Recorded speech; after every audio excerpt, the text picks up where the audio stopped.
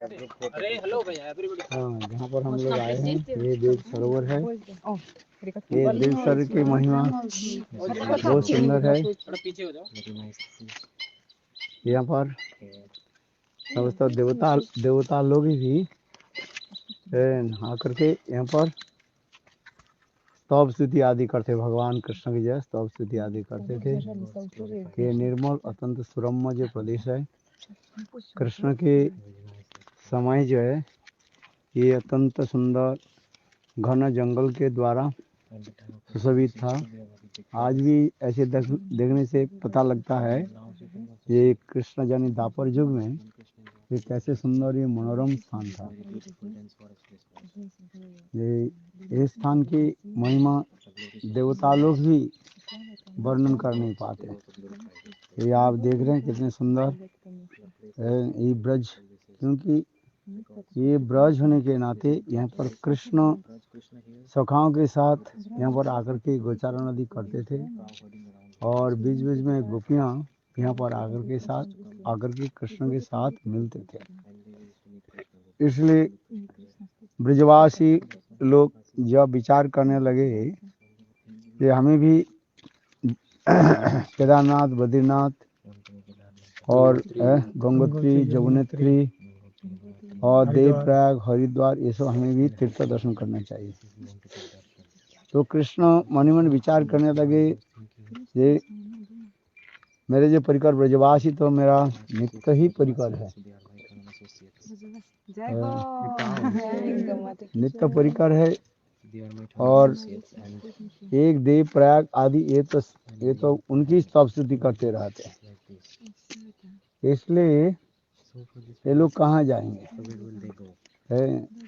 इसलिए स्वयं भगवान कृष्ण ने जोगमाया के द्वारा ब्रजवासियों की संतुष्ट करने के लिए ये स्थान जो है प्रकट कर दिया था। इसलिए ब्रज में जो लक्ष्मण झूला, राम झूला और जितने भी तीर्थ स्थल यही ब्रज में एक्चुअल मूल रूप में है।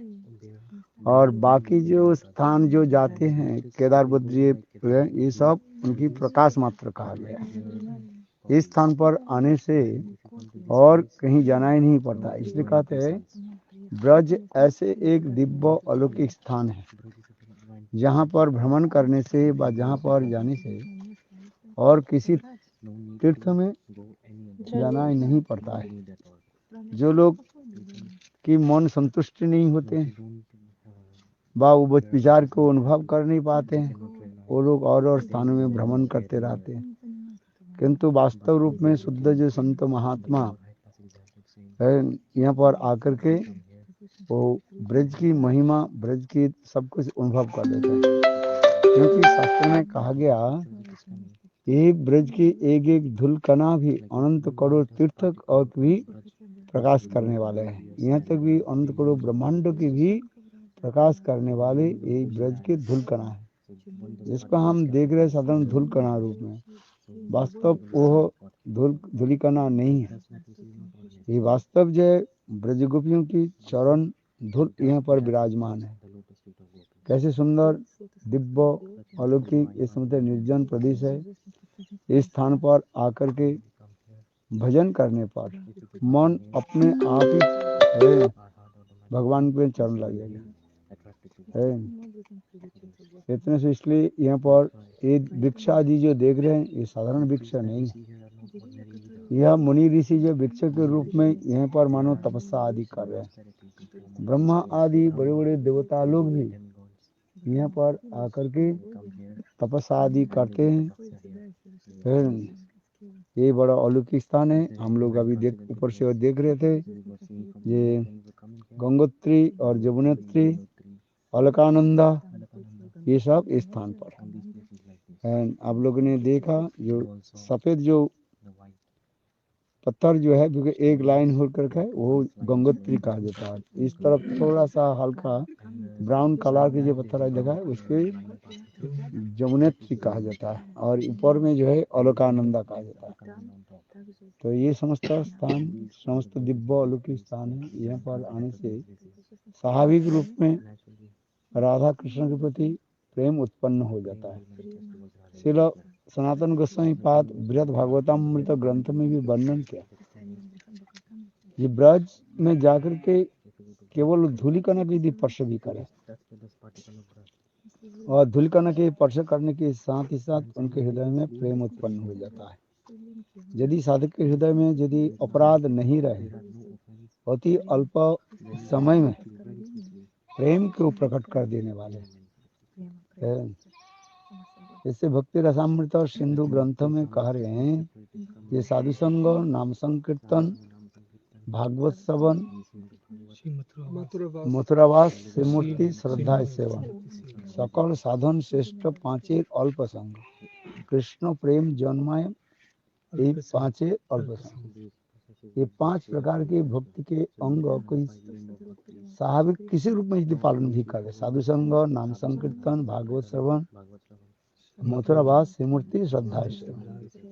मथुरावास कहने से मथुर मंडल में वास करना चाहिए, ब्रजमंडल में रह करके वास करना चाहिए, किंतु निरपराध, कि अपराध ना हो जाए। ब्रज में रह करके किसी प्रकार व्यवसाय वाणिज्य कुकार्य आदि ना करें तो अति अल्प समय जो भाव के जन्म के तात्पर्य है श्रद्धा, साधुसंग, अनुत्तम निष्ठा, रुचि, आसक्ति, भाव, यह भाव तक भी उनके प्रकट कर देते हैं।